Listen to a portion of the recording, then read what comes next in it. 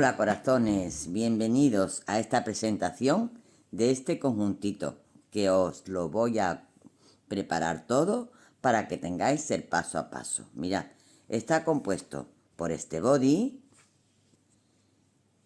mira qué cosa más mona, tejido en lana merino de Rosario 4, ameroso. El color es el color número 16. Es un color empolvado, rosa empolvado, muy bonito. Lleva también sus zapatitos para que vaya nuestro bebé súper elegante y su capotita. Bien abrigadito en este invierno, bien abrigadito. En este conjuntito que tenéis el tutorial independiente, body, zapatitos y capota, he gastado un total de 4 madejas. 4 madejas de Rosario 4.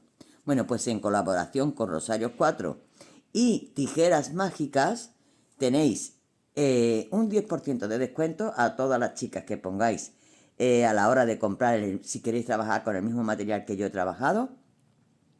Tenéis el 10% de descuento a todos los pedidos superiores a 39 euros. Podéis comprar todo lo que queráis de la tienda. No hace falta que compréis solamente lo que es este material, sino todo lo que hay en la tienda.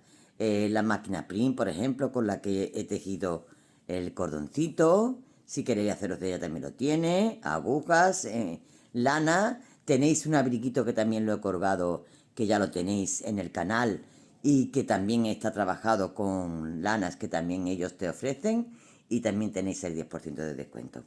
Bueno, pues esto durará durante 3 meses, desde ya a 3 meses, a todos mis seguidores.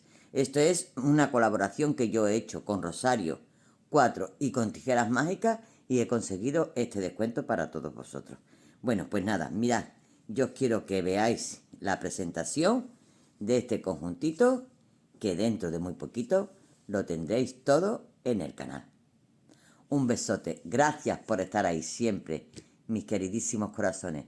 Un beso y hasta que veáis los tutoriales de toda esta maravilla que hemos tejido.